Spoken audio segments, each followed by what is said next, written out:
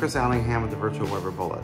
Today I wanted to talk a little bit about low and slow cooking in the Weber Smokey Mountain Cooker. And I wanted to discuss the way my thinking has changed about this subject over the last 20 plus years. When I started cooking in the Smokey Mountain Cooker way back in 1997, and in those days, most people talked about low and slow as being 225, right in that temperature range. I know there were always people who bragged about cooking at 210 or 200 for, 18 hours at a time, but I never really took that seriously. I settled in on 225 to 250, and that's the temperature that I consider to be low and slow for many, many years. And I know many of you still do. Somewhere in the last maybe 10 years or so, I started gravitating more towards 250 as being the low end of my low and slow range. And in fact, in the last 5 years or so, I now have changed to where I think of low and slow as being 250 to 275. And when I operate in that range, I feel like I get the best results for low and slow cooked meats in the Weber Smokey Mountain Cooker. Now, what are the advantages of that temperature range versus the lower 225 to 250? Well, the first benefit is that things just do cook a bit faster when you're operating in that range, especially large cuts of meat like brisket and pork butt. They will cook faster if you have that temperature up into the 250 to 275 range. The other benefit of it is that you can push through the stall faster if you're cooking closer to 275.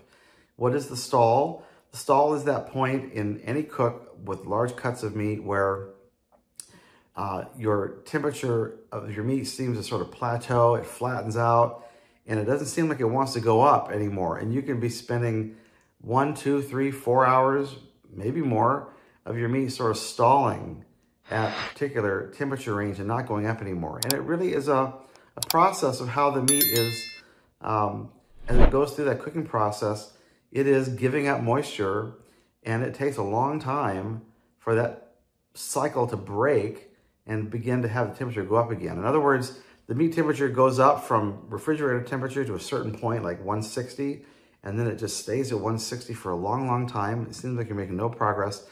And as the meat gives up enough internal moisture, it then will begin to rise again. You can shorten that period of the stall if you cook at a slightly higher temperature. And I think closer to 275 really works well for me in the Smokey Mountain Cooker. So combination of faster overall cooking time and less time in the stall with, to me, no discernible difference in terms of the tenderness of the meat, in terms of the smoke flavor that I'm able to apply to the meat during the overall cooking time. I feel like 250 to 275 is my best choice for low and slow cooking temperature in the Weber Smokey Mountain Cooker. Now, just as another data point to sort of bolster my opinion here is that my friend Harry Sue of Slap Your Daddy Barbecue, he did a comparison test, I think it was in 2020 or 2021, where he cooked 2 briskets, one at 210 and one at 275. He actually tried to control by taking 2 briskets and cutting them in half down the center. So he was cooking 2 pieces of the same brisket at 2 different temperatures and then wrapping them and finishing them off and then seeing if he could discern any difference in those 2 cuts of meat.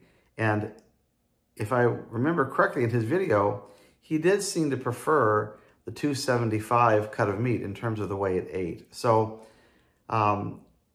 my personal opinion is that I don't really discern much of a difference, but he maybe has a more discerning palate than I do, and he seemed to feel there was a slight advantage toward the 275. So that's one data point that you could maybe hang your hat on. It's not just what I think and what my opinion is, but there are others who also think that somewhere in that higher range, 250 to 275, is a better place to operate your Smokey Mountain Cooker when it comes to low and slow cooking.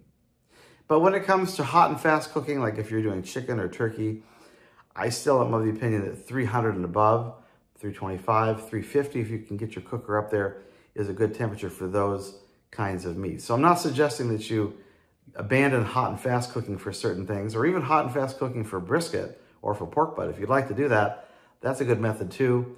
I've got examples of that on the Virtual Weber Bullet you can check out. But for typical low and slow applications, my current thinking as of 2024, and has been for the last 5, 6, 7 years, is that something in the range of 250 to 275 is the way to go for low and slow in the Weber Smokey Mountain Cooker. I'd be curious to know what you think. What are you operating your Smokey Mountain Cooker at for low and slow barbecue? What works best for you? And have you tried both lower and higher? And what do you think the difference is? Do you discern any difference at all? I'd be curious to find out what you think. Please comment below. Well, that's it for now. I want to thank you for watching my video. If you made it this far, please like and subscribe to my videos. It helps other people find them. Until next time, take care, everybody. Bye-bye.